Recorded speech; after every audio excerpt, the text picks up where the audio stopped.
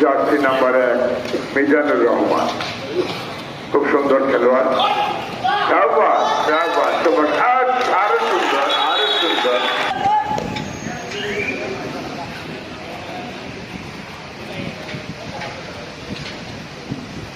দেখা যাক 10 নম্বর পরিচিত জার্সি